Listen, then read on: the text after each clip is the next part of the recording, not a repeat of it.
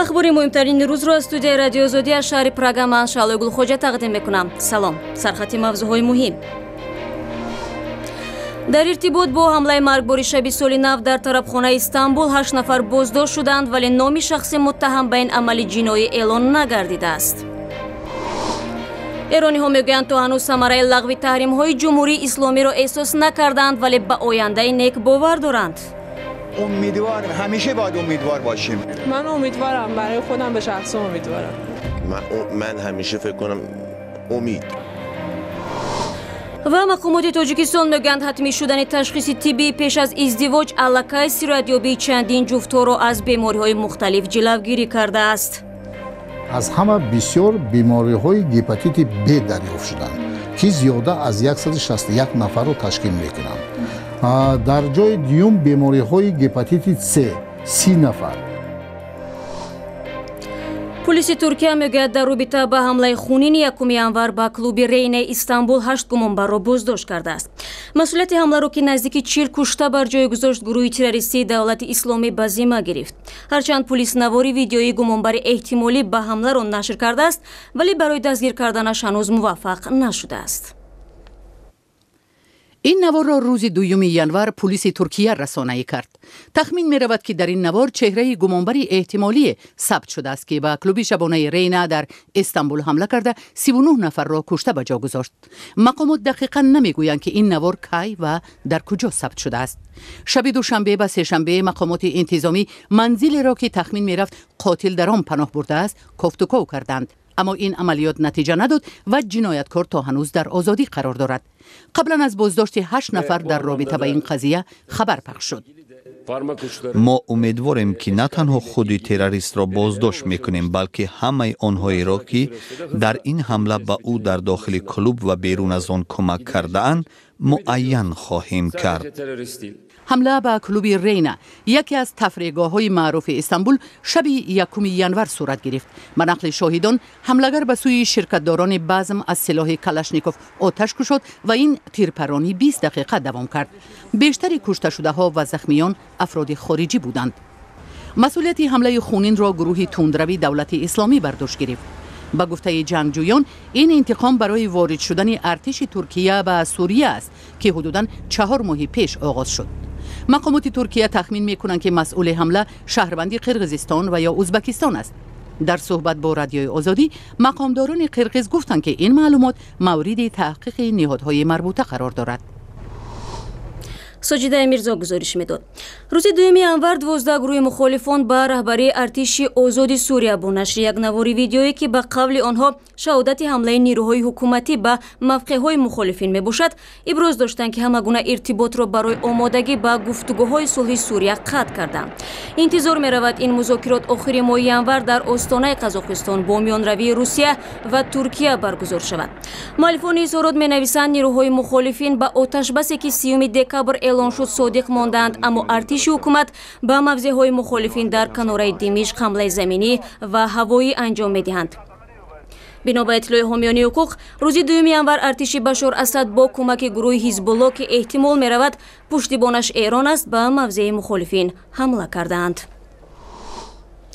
تا هنوز لغو تحریم های بین المللی ایران ثمره را که مردم این کشور انتظار داشت نآورده است. ماه ایولی سال گذشته ایران با جامعه بین المللی سازش هسته‌ای به امضا رسانید ولی اکثریت میگویند تا حال در حیات آنها هیچ دگرگونی به وقوع نپیوسته است. 1 سال پیش در تاریخ 16 январ سال 2016 агентии байналмилалии نیروی هسته‌ای اعلان کرد که ایران فعالیت‌های مربوط به برنامه هسته‌ایش را محدود نموده راه را برای لغو تحریم‌های سازمان ملل متحد، اتحادیه اروپا و ایالات متحده آمریکا باز کرده است. همین طریق جمهوری اسلامی امکان یافت به طور آزاد مواد سوختش را به بازارهای جهانی برآورد و همچنان 100 میلیارد دلار پس‌اندازهای منجمد شده در بانک‌های ایالات متحده آمریکا را بازپس گیرد. 16 ایولی سال گذشته بعد امضای سازش هسته‌ای تهران با 6 قدرت جهانی انزوای بین‌المللی ایران خاتمه یافت و در کوچه‌های تهران چندین روز حالت ایدانه احساس می‌شد. اما در یک پرسش سریراهی اکثری ساکنان تهران گفتند که تا کنون دیگرگونی جدی احساس نکردند. واقعا هیچی. نه. ما چیزی ندیدیم تغییراتو. به نظر من هیچ تغییری ایجاد نشده. به هر حال بعضی شرکت‌ها از این اقدام نفع برداشتند. پوچته سره بین‌المللی که قرارگاهش در تهران است، بعد امضای سازش هسته‌ای به مراتب افزایش یافته، امروز 270 نفر را در سراسر ایران با کار تامین کرده است. بعد از سانکشن مقدار باری که از اروپا اومده شاید بیشتر از 2-3 برابر شده. در حقیقت بیشتر با اروپا من آمار رو دارم می‌بینم، از چین هم همینجور. خادمان ساحه استخراج و تولید فلزات هم از لغو تحریم‌ها خوشحالند.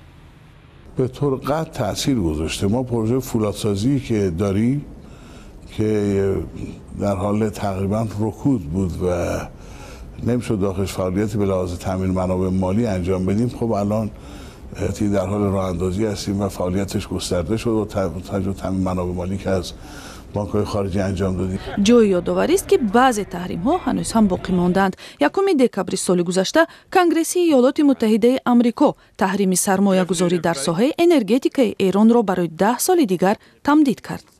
همچنان ایالات متحده آمریکا طلب کرد که در صورت سرکشی ایران و پیدا شدن شبهه در اجرای سازش، تحریم جمهوری اسلامی برقرار شود. بر علاوه پرزیدنت منتخب ایالات متحده آمریکا دونالد ترامپ در دوره انتخابات پرزیدنتی آمریکا سازش هسته‌ای با تهران را به اصطلاح دهشت نامیده ابراز داشت که واشنگتن میتواند از اجرای سازش صرف نظر کند. با وصف تمام پیچیدگی‌های وضعی موجوده در آغاز سال نو میلادی، اکثر ساکنان تهران به آینده نظری نیک دارند. امیدوارم، همیشه باید امیدوار باشیم. من امیدوارم، برای خودم به شخص امیدوارم. من همیشه فکر کنم امید. گزارش خیرامان بقازاده بود. حالا برمیگردیم به تاجیکستان. از ماه ایول جوانان توجیک پیش از آن که عقد نیکو ببندند باید سند تشخیص طبی را به اداره عقد نیکو نشان بدهند که خویش و تبار نیستند یا خطر تولد فرزند ناسالم از آنها بسیار کم است. مقامات تاجیکستان میگویند حتمی شدن تشخیص طبی پیش از ازدواج علاقه صورتیابی چندین جفت‌ها را از بیماری‌های مختلف جلوگیری کرده است.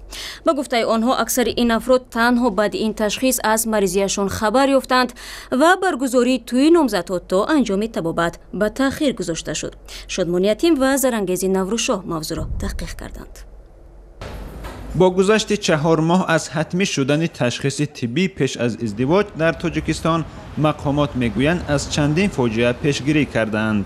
در این مدت بیشتر از 32,000 جفت قبل از ازدواج به نزد طبیبان رفتند و چندین نفر آگاه شدند که بیماری خطرناک و بی‌درمان دارند. از همه بسیار بیماری‌های هپاتیت B دریافت شدند که زیاده از 161 نفر را تشکیل می‌کنند.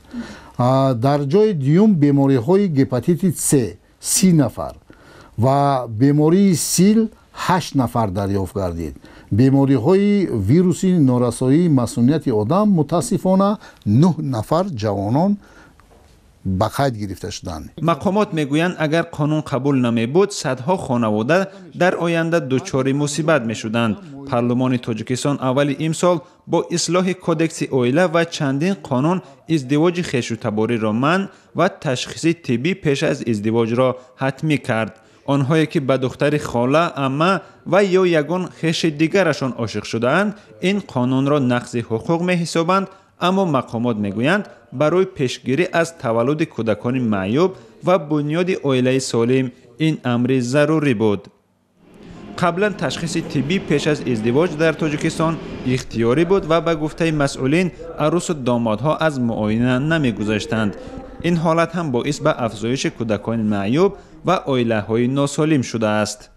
بنفشه عبدالرحیم همراه با شوهر شونده‌اش از اولین های بودند که قبل از ازدواج از تشخیص طبی گذشتند. گذشتن از معاینه طبی حتمی بود، ولی ما همراه همسفر آینده خویش با وجود این میخواستیم که از معاینه طبی گذاریم و فهمیم که ما چی کمبودی ها داریم. اما خویشاوندانی که قبل از قبول قانون ازدواج کردند و رسما عقد نکاح ندارند حالا نمیدانند چی کار کنند. مقامات ثبت حالت شهروندی میگویند شاید در آینده در قانون برای شخصانی که قبل از تغییرات با هم ازدواج کردند استثنای پیش بینی شود. در اینجا من فکر میکنم کمتر به طور استثنا درش میافته این مسئله که مثلا عائله هستند که 10 سال 20 سال پیش تشکیل یافته بودند. لیکن آنها عقد نکاح دولتی ندارند. آنها یا طریق مقرر کردن پدری فرزندان به نام پدر است، اما یا اینکه با نسب مادر نامگذاری شدگی هستند، نسب گذاری شدگی فرزندان و امروز میخواهند که از وقت نکاح گذارند، چون که ضروریت عقد نکاح را اکنون درک میکنند، چون که حقوقهای مال ملکی و غیر مال ملکی زن و شوهر در نتیجه عقد نکاح با میان میآید. ولی هنوز هم موردهایی هست که دختر و یا پسر خاله و یا عمه از تاجیکستان به روسیه می روند و آنجا ازدواج می کنند. شادمان یتیم، زرانگیز نوروزشاه، آزادی، دوشنبه. ҷавонзани аз шаҳри турсунзода ки шоми 3 декабр бедарак гардид ҳанӯз ҳам ёфт нашудааст. хешовандони нилуфар мегӯянд ки як зани монанд ба нилуфарро рӯзи 1 январ дар як навори камераҳои назоратии шаҳри бехатар дар шаҳри душанбе рӯзи 1 январ пайдо карданд. мавзӯъро ҳамкорамон мирзонаби холиқзод пайгирӣ кардааст.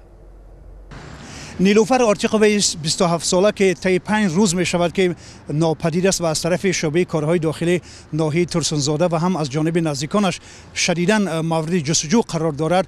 دیروز در ساعت 11 شب از طریق این کامراهای شهر بخطر ظاهر شده است و مشاهده شده است که وی از این راه می آید و عبور می کند، می رود به این فست فود و از نزد فست فود می گذرد.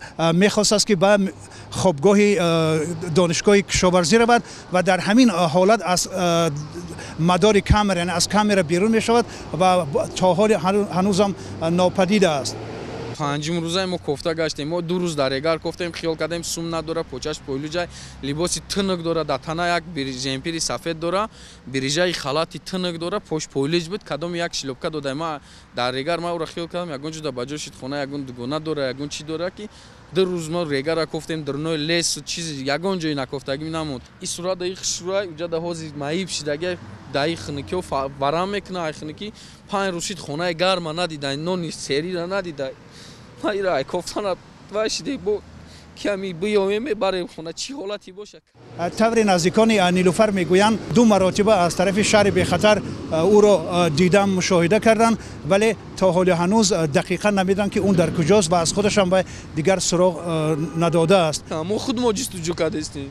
یا دا گفتم ما ترسونزاده و کوفتن نیفتن کنورت روی کردن، مکتوب روی کردن که اینمی گم شده است. اینمی 5 روز ما خود ما کوفته استیم. یگان کس یگان کارگری ارگ ما دا یاردم نداده. خاطی ما نگشته که بیا بره ما تو اینمی فلان جو ما کوفتن گشتیم. اینمی دختر پایلو تنش تنک ما همی سلامتیش ما دا در کنه. چیزی باشه نباشه همی ما دا یا ما دا بسه. یک مسئله دیگر در رابطه با نیلوفر این است که وی طور خویشاوندانش میگن بیماری روحی داشته است و تنها به خاطر این یعنی بر اثر این بیماریش شاید ناآگاهانه از خانه بیرون میشد، فرار میکند. طور میگن که وی ناپدید میشود، این طور نبوده است بلکه وی فرار میکند و حتی پدرش کوشش میکند که او را باز دارد نمیتواند و تا حال حاضر وی مورد جستجو قرار دارد. تنها 2 روز اول در ترسونزاده و روزهای بعد او را در شهر دوشنبه میبینن که وی در خیابانهای شهر دوشنبه با لباسهای تابستانه و خیلی با یک حالت عاجز قدم میزند و این بیرون از کنترل شخصی خودش به هر طرف قدم میزند، حرکت میکند. ولی نزدیکانش میگن که تا حال هنوز معلوم نیست که او اصلا در کدام گوشه شهر است و از خودش هیچ درکی نمیدهد. میرزانبی خالقزاد، شادمانی یتیم، شهر دوشنبه، رادیوی آزادی. و یک خبر دیگر، افزایش نرخ خر در بازارهای افغانستان از رابطه تجاری پنهانی با چین پرده برداشته است. پلیس افغانستان چند قبل یک ماشین بربر را در ولایت کندوز کشف و مصادره کرده است که در آن صدها عدد پوست خر جای داشت. مقام‌های پلیس محلی در گفتگو با بخش افغانی رادیو آزادی گفتند این ماشین از مزار شریف به اینجا آمده بود. یک ساکن بغلان به بخش افغانی رادیو آزادی گفت که خریداران خرهای مرده را می‌خرند ولی معلوم نیست آنها را کجا می‌برند. این چند خبر گزارشی مهمی بود که می‌خواستیم با شما در میان بگذاریم. خبرها و ویدیوهای بیشتر را در وبسایت www.azadi.org و در صفحه‌های ویژه ما در یوتیوب و شبکه‌های اجتماعی پیگیری کنید. تشکر برای همراهی و خدا نگهداری هر یک شما.